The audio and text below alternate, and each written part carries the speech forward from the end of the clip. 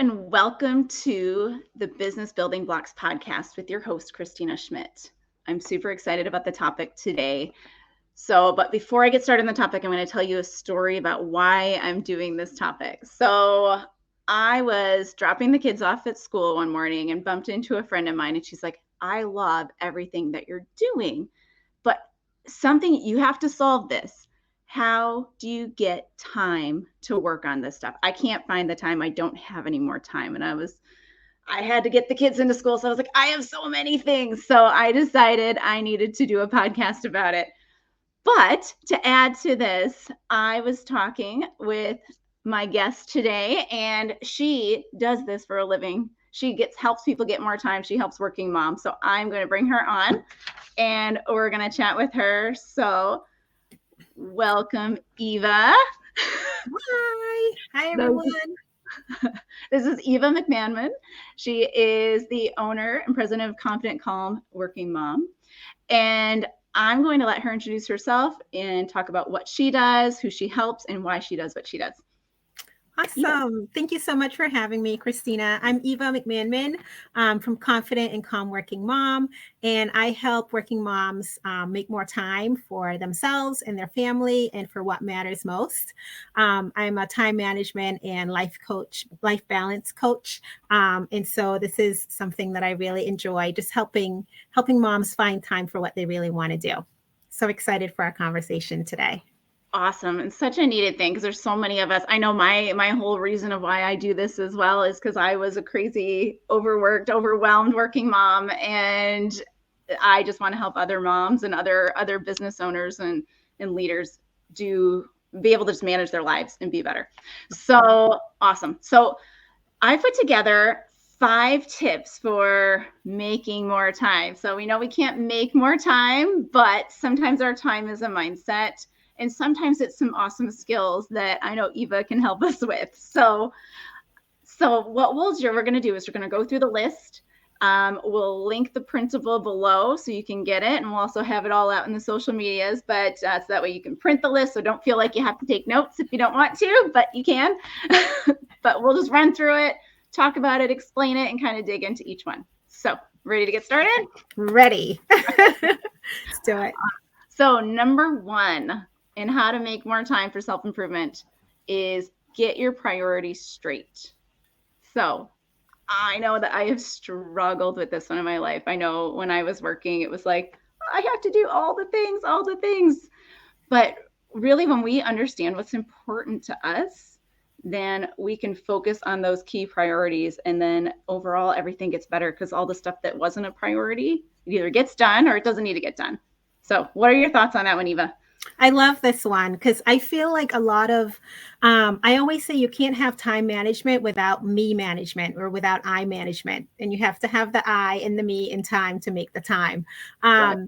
So I just feel like getting your priorities straight is really knowing who you are and being kind of true to who you are. And also trusting yourself that the things that you think or want to be important are things that you can make time for. So I feel like there's a lot of self-trust that goes into getting your priorities straight, and a lot of like knowing who you are and exactly where you want to be, like what kind of mom you want to be, what kind of professional you want to be, what kind of leader you want to be. And so when we get this first part done and we do it right, it's easier to say no because you can align whatever decision you're making and ask yourself, is this really in line with the priorities that I have set for myself? So I think this is a great starting point. And I know some people struggle with this as well, because sometimes you feel like you should be doing all the things, especially people like me who have people-pleasing tendencies. I'm like, sure, I'll do that. I'm free.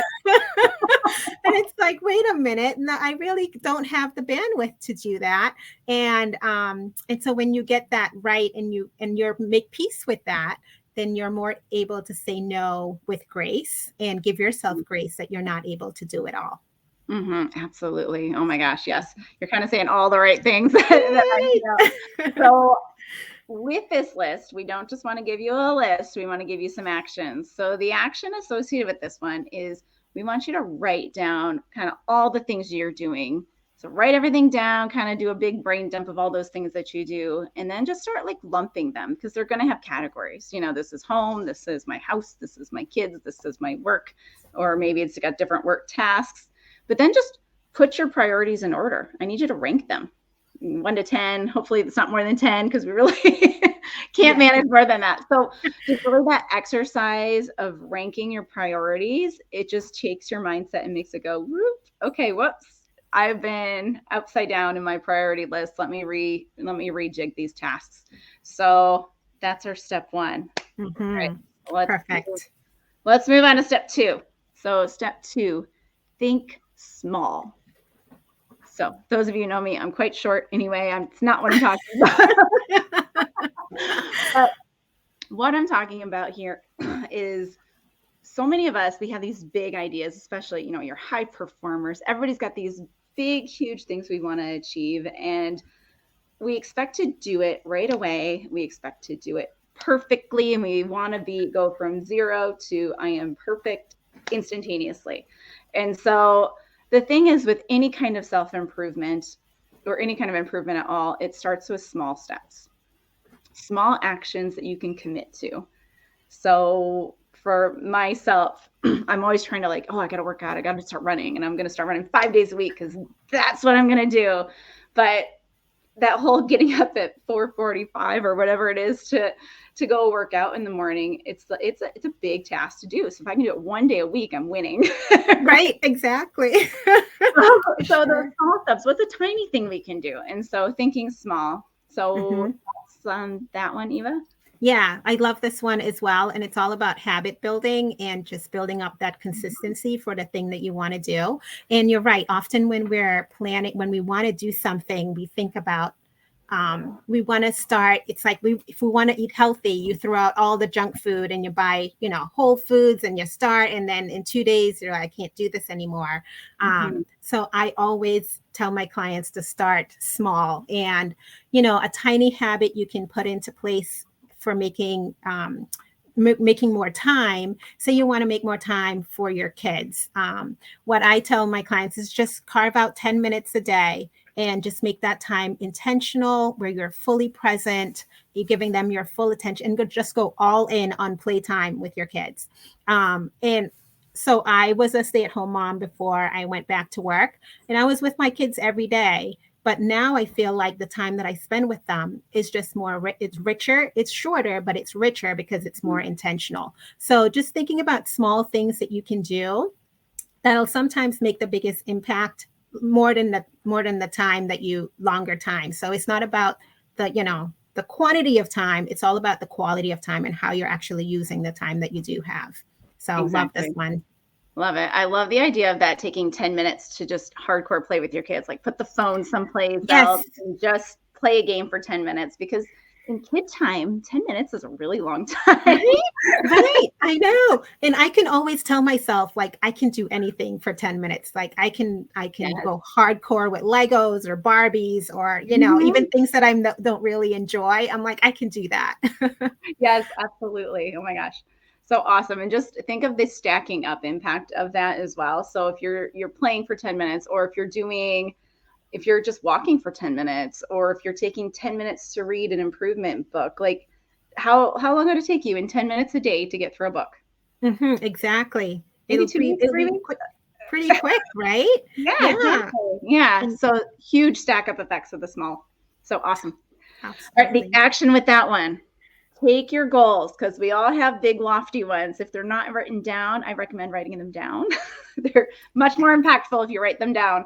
So write it down, but then break it down into steps. So think even as small as a 5-minute step. So I heard this 5-minute trick from a decluttering expert, and she said, break down all of your big, don't say I'm going to organize the kitchen today. Say I'm going to organize that drawer today, and work on it for 5 minutes. And it's I started doing that every day. The amount of impact that I made in just a week was amazing. And it was 5 minutes right there. So just break it down into 5-minute tasks, 10-minute tasks, whatever you can manage, but just break it down nice and small. So action. Love that. And that helps with procrastination as well, because you're like, I'm just going to do it for 5 minutes. I can do this, Exactly. I know. I'm a master procrastinator. Love it. Gosh. All right. So this third one. So you can give me your comments on this one, Eva, but embrace the no added time method. Mm-hmm. So have actually been doing this one for years and not realizing what I was doing. But a lot of times it was a way for me to kind of pass the boredom, like of a long drive, as I would put something on that I like to listen to, or to make myself do the dishes, I would put on like a prayer app or something. And so just kind of it was like a way for me to kind of numb my brain a little bit, or to keep it occupied enough to do the mundane task. But what this one is about is find something like a mundane task that you have to do anyway. Yeah, we all have to do our dishes. We all have to drive someplace. We all have to fold laundry or do some kind of housework, and then put on like a podcast, like the Business Building Blocks podcast, perhaps, or Yes. or put on an audio book, put on something that is going to help you learn something. Because again, with the stacking of that, like, you're not adding any extra time. You don't have to find any new time. You're just going to do something productive with that downtime that you have. Mm-hmm. I love that. And, in the time management world, I feel like there's two thoughts on like kind of multitasking. Mm-hmm. Sometimes you'll hear like you should never multitask because you don't really focus well on the task that you're doing. And then there's the other, train of thought that says like you can multitask, but only certain items. So I love that this part, because you can really pair items together, like doing the dishes and listening to an audiobook or a podcast is amazing. I do that all the time. Mm-hmm. I have about a 35-minute commute to work. And I either spend my time in prayer or listening to music or a podcast. So I feel like pairing those together, you're just getting more done in less time, really, and learning a lot too, depending on what you're doing. Absolutely. And like thinking about all that time too that we spend by ourselves, like how much are we just distracting ourselves with music, which is sometimes great. Sometimes you need just the 10 minutes. Yeah. For sure. That's what you're carving out, is the time I'm just going to jam in my car. Yeah.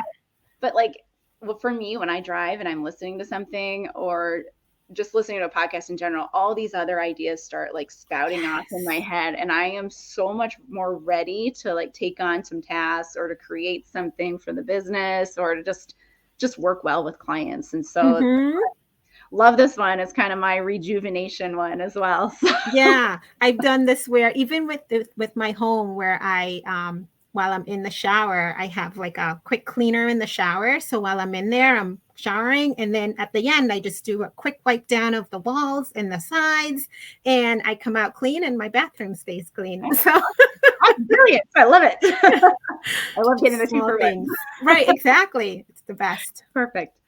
So the action for this one, so maybe not everybody has this one, but go to your library. If you don't have a library card, get a library card, but download your library's iCloud app or whatever it is, where you can just download books for free and stream them, and you can listen to them for free. So then it's no cost to you. You're getting tons of titles there. If they don't have them, you can always request them. If books aren't your thing and you want to do podcasts, get your podcast app set up, get that ready to go where you're going as well. So that's your action for this one. Find some way to listen to something. Yes. Perfect. All right. So number 4. So this one's a big one. So reframe your thoughts around your schedule and around your tasks. So reframing can be sometimes get people a little bit spun up in the brain. I know that. I know myself, I struggled with it, but it's really about saying, what is the reality? So for me with my schedule, I know I still do it to this day, but my task list and my schedule list kind of looks like more of a wish list some days than an actual plan for what I'm going to get accomplished. And so I write it all down, and I know I'm not going to get to all of it. So I have to actually take a step back and say, okay, what am I actually going to get done? Because when I have the wish list, I get overwhelmed by too many, and then I don't actually get done probably what I would have gotten done if I'd have planned appropriately. Yeah. For me, this one is huge.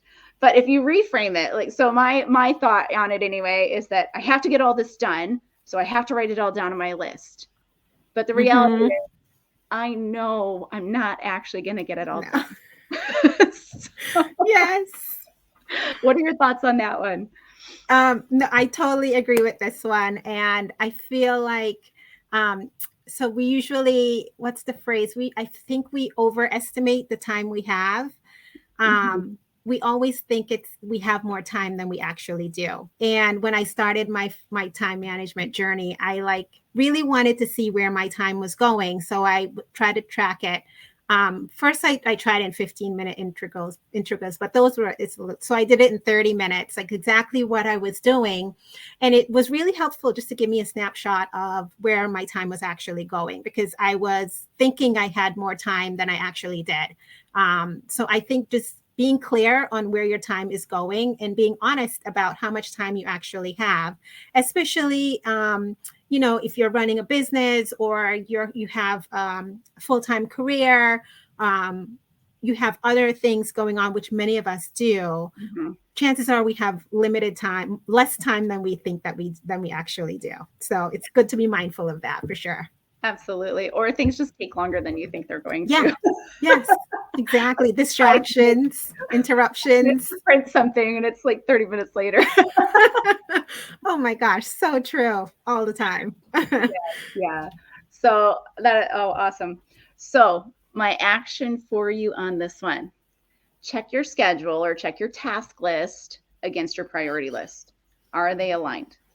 So that's a big one here. And Mhm. if they're not, start weeding out those low priority or no priority items that are just kind of somebody else's emergency. So, Mhm.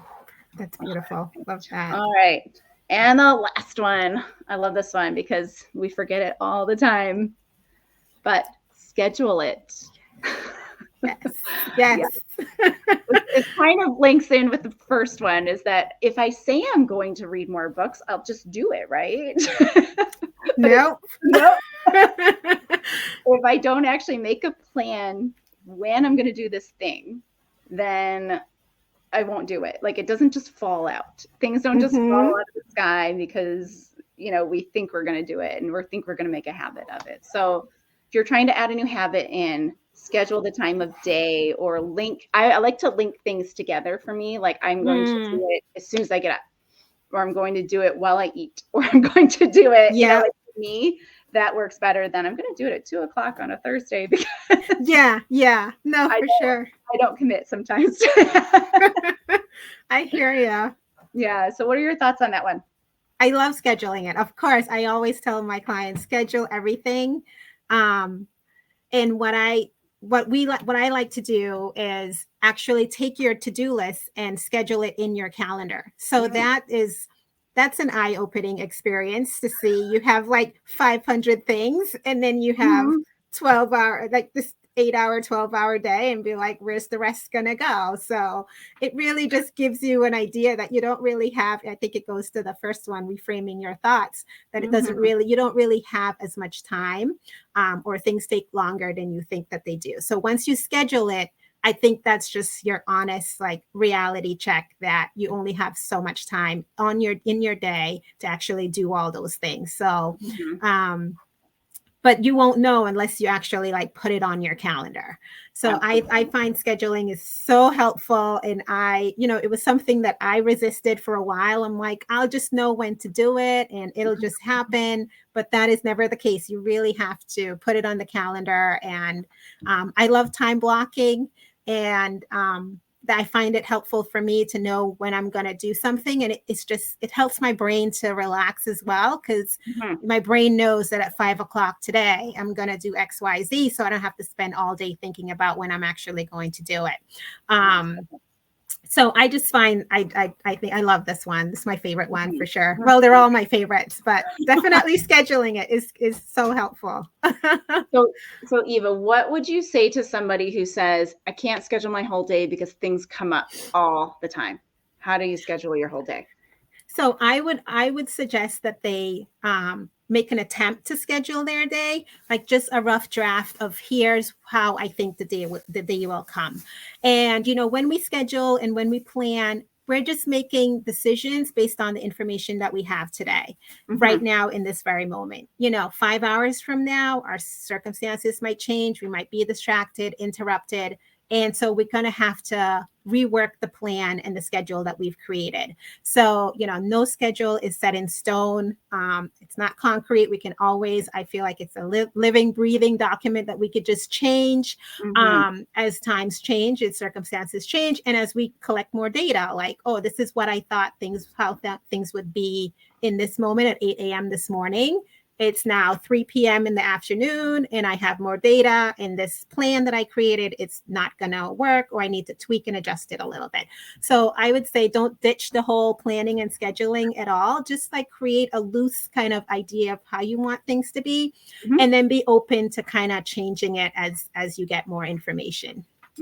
I love that. Like, so many times we think our schedule has to be this perfect, like, monument sort of thing, right? That's that it's a set in stone sort of thing. But schedules, like everything else, like you said, it's what you know now. Right. Strategy is the same way, right? It's what we know right now, and this is what we're gonna do. Strategy, budgeting, all that stuff. This is what we're gonna do. And you know what? When the circumstances change, like so, the world blows up, you've got a giant quality issue that you've got to deal with, and so you just say, okay, well, all those things I was gonna do, and they now have to get moved to tomorrow. Exactly. But at least I got like the first 2 hours of my day to my plan.